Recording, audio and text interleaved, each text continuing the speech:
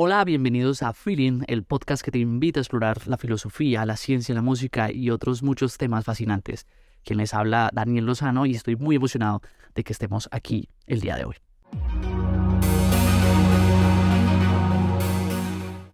Cuando decimos la frase "todo el mundo miente", muchos de ustedes harán una pequeña referencia a una serie llamada Doctor House. Pero en esta ocasión no vamos a hablar de la serie, sino de un libro que a mi parecer es supremamente fascinante porque explora la idea de que las búsquedas en Internet revelan verdades incómodas y profundas sobre la sociedad y la psicología humana. El autor que lo escribe, Seth Stevens David Dawes, utiliza su experiencia como un ex analista de datos de Google para examinar cómo el análisis de grandes cantidades de datos de búsqueda en línea pueden arrojar luz sobre el comportamiento humano. Y es que una de las ideas centrales del libro es que las personas tienden a ser más honestas en sus búsquedas en Internet. Y ustedes preguntarán, ¿por qué? Porque todos sabemos que estas búsquedas se realizan de forma anónima, en comparación con las respuestas que uno da en las encuestas y cuestionarios, donde a menudo se tiende a mentir. El autor va a sostener que estas búsquedas en línea pueden ofrecer una visión realista de los pensamientos, deseos y preocupaciones de las personas, y que esta puede ser una herramienta valiosa para entender la verdad de muchos temas sociales. Muchos de ustedes dirán, ¿cómo puede saber o cómo se puede saber si una persona miente en una encuesta o un cuestionario? Seth Stevens muestra cómo el análisis de datos de búsqueda en Internet revela discrepancias entre lo que la gente dice en las encuestas y lo que busca en línea, como en temas de la orientación sexual, la discriminación racial, la política y la salud mental. ¿Sí? Por ejemplo, al analizar unas búsquedas en Internet relacionadas con la pornografía y la orientación sexual, Seth Stevens encuentra que la búsqueda sobre pornografía gay es mucho más común de lo que se reporta en las encuestas. ¿Sí? Y esto sugiere que la cantidad de personas que se identifican como homosexuales o bisexuales puede ser incluso mayor de lo que se creía. ¿Sí? Otro ejemplo muy interesante es cómo el autor utiliza los datos de búsqueda en Internet para predecir eventos sociales y económicos. Por ejemplo, en un apartado muestra cómo el análisis de búsquedas relacionadas con síntomas médicos puede predecir brotes de enfermedades mucho antes de que éstas sean reportadas oficialmente. Incluso cómo el análisis de esas búsquedas en términos de política pueden predecir los resultados de las elecciones antes de que sean anunciados. Y esto es gracias a una extensión de Google llamada Google Trends. TRENDS. Esta herramienta sirve para informar a los usuarios la frecuencia con que cualquier palabra o frase se ha buscado en distintos momentos y en distintos sitios. Les recomiendo que hagan el ejercicio, es muy fácil. Usted se mete a Google, busca Google Trends, selecciona el país en el que está y busca una palabra, ¿cierto? Yo hice esta tarea y busqué una palabra que es muy fuerte. Escribí suicidio y los datos de búsqueda en los últimos 7 días de esta palabra aparecían con mayor frecuencia en departamentos como San José del Guaviare y el Quindío.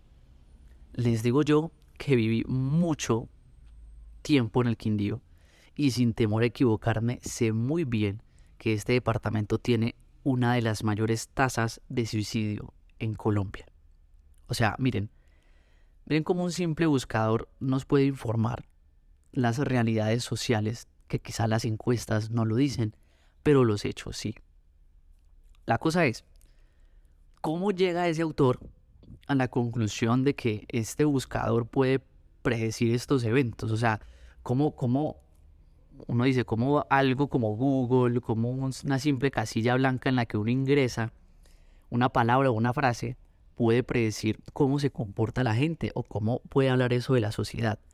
Y el autor lo hace de una manera, digamos, no tan sencilla, pero sí lo comprobó en lo siguiente. O sea, en las elecciones presidenciales de Estados Unidos, en las cuales Barack Obama salió victorioso, mucho antes de que se realizaran, el autor encontró que la palabra más buscada en los estados con mayor población de ese país eran primer presidente negro, primer presidente de color, que plantea al presidente de color, etc, etc, etc. O sea, la vaina es que cuando sale la noticia de quién había ganado las elecciones, esos estados que habían buscado la frase que mencioné fueron donde Obama tuvo la mayor cantidad de votos. O sea, usted le puede decir a su vecina que su candidato favorito es otro. Incluso, o sea, en una encuesta, quizá por temor al gobierno de turno, usted responde que está de acuerdo con un candidato que tenga las mismas bases que ese gobierno. Pero cuando usted se mete a Google, lo que hace es evidentemente otra cosa. Algo que me pareció muy curioso también fue que hay un capítulo titulado, no es por espolear, obviamente, solo hablaré aquí por encima. Fue un capítulo que se titula ¿Tenía razón Sigmund Freud?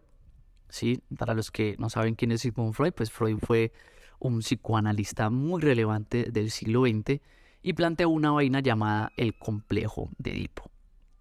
Y pues como yo no soy experto en psicología, daré una definición que normalmente se encuentra en los textos sobre este tema, ¿sí? O sea, el complejo de Edipo es una fase normal del desarrollo psicosexual de los niños y niñas.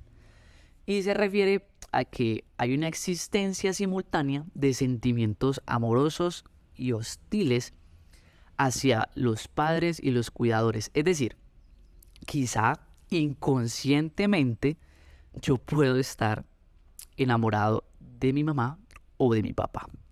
Yo sé que esto es muy controversial y no lo voy a profundizar porque tal vez en otro episodio lo realice con especialistas. ¿Sí? No quiero pues meterme en un mundo que casi no conozco y pues me parecería una manera como muy irresponsable. A lo que voy es que el autor del libro del que estamos hablando pidió una autorización a las páginas oficiales dedicadas al contenido para adultos y encontró que la mayor búsqueda que se suele hacer en estas páginas es mom y dad, que traducen mamá y papá.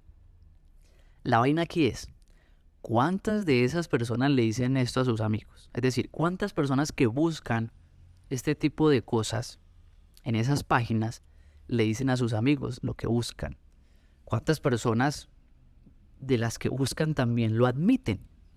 No solo eso, o sea, lo interesante de este libro es que también aborda temas controvertidos, como lo es la discriminación racial, es decir, hay una muestra de cómo las búsquedas en internet sobre términos racistas y xenófobos son mucho más comunes de lo que se reportan en las encuestas. Y eso a la larga revela una realidad muy incómoda sobre la persistencia de la discriminación racial que hay en la sociedad. Para hablar digamos en algo así muy general, yo creo que este libro, Todo el mundo miente, es un libro supremamente fascinante porque utiliza datos de búsqueda de internet para revelar verdades ocultas sobre la sociedad y la psicología humana. Pero creo que es importante tener en cuenta que es que el autor se basa principalmente en datos de búsqueda, primero que son en inglés, dos que son de Estados Unidos, y eso puede limitar una generalización como en conclusiones con otras culturas y otros países. Es decir, tal vez lo mismo que se busca en Estados Unidos no es lo mismo que se busque en Colombia, pero, por ejemplo, cuando escribí la palabra que había mencionado anteriormente, que fue suicidio, pues sí me llevé una gran sorpresa y tal vez lo pude comprobar. O sea, el autor también, digamos, va a advertir, así como, digamos, un pequeño resumen, sobre las limitaciones éticas y de privacidad del análisis de datos de búsquedas en Internet, ¿no? O sea, hay preocupaciones muy importantes sobre la privacidad y el uso responsable de datos en la investigación. Para mí, un libro muy provocativo, perspicaz, que ofrece una nueva perspectiva, la verdad, de cómo entender la era digital. Muchas gracias y este fue el episodio de hoy.